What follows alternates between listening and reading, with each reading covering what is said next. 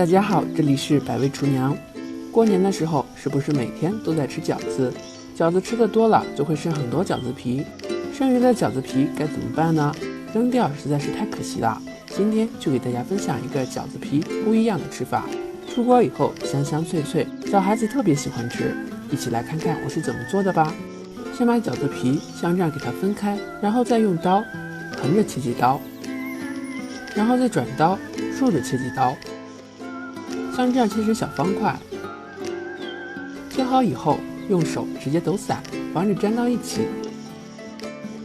如果没有切透的，可以给它撕一下，撕开就可以啦。全都切好以后，装进盘子里边备用。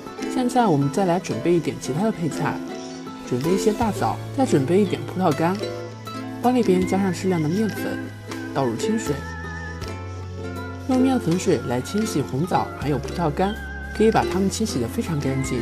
面粉充分溶解以后，像这样不停地给它抓一下。不一会儿，红枣还有葡萄干就被我们清洗得非常干净了。在清洗的过程中，一定要多换几次水，把它多清洗几遍。完完全全清洗干净以后，放进盘子里边，再用剪子把大枣绕着枣核给它剪下来，剪得稍微小一点。这个枣核直接拿掉就可以了。如果家里边有那种酸奶吸管的话，可以用吸管来去除枣核，取起来非常方便。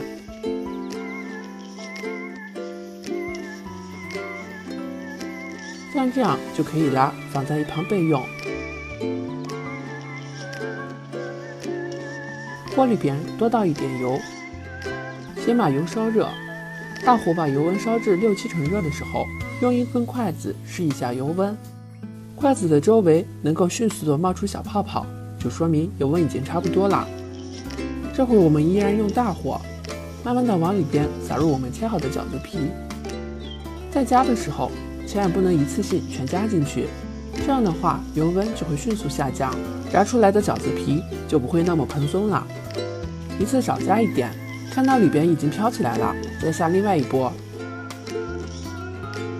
在整个过程全都用大火，千万不能改小火，用筷子不停地翻面。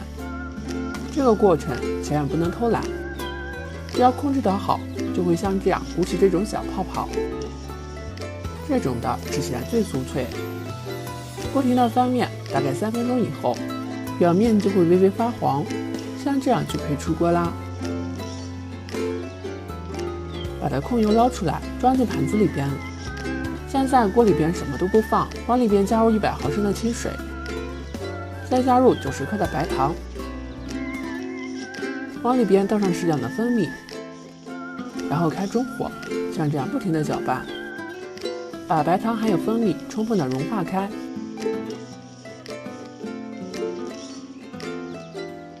一直搅拌到冒这种小泡泡的时候，就差不多啦。把炸好的饺子皮直接倒进来，还有刚才准备好的大枣、葡萄干也全都直接加进来。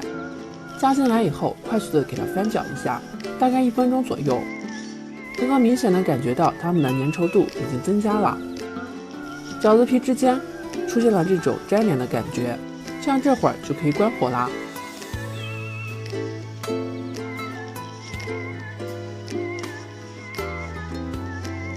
准备一个模具，铺上一张油纸，这样方便脱模。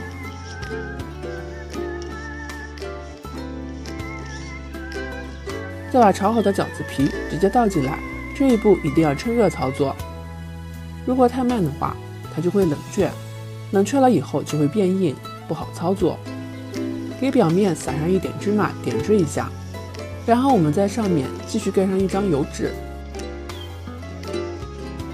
用手像这样按压一下，再用擀面杖把它捶打一下，捶打得更加紧实一些，这样定型以后，在切的过程中不容易散开。像这样表面非常平整就差不多了，把它静置放凉，大概15分钟左右就凉透了。用手摸一下以后，把它拿出来。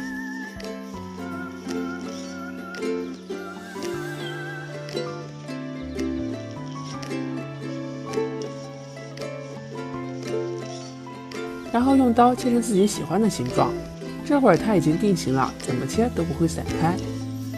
切的时候就会闻到浓浓的香味儿，大枣的清香，还有葡萄干的香味儿混合在一起，闻起来特别有食欲。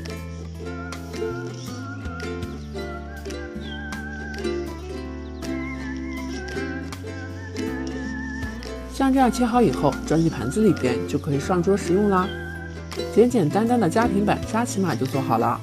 用这样的方法做出来以后，既健康又营养又非常好吃，不仅没有任何添加剂，而且糖分的量还可以自己随意增减，不管是自己吃，还是给小孩吃，或者是给家里的老人吃，都是非常方便的。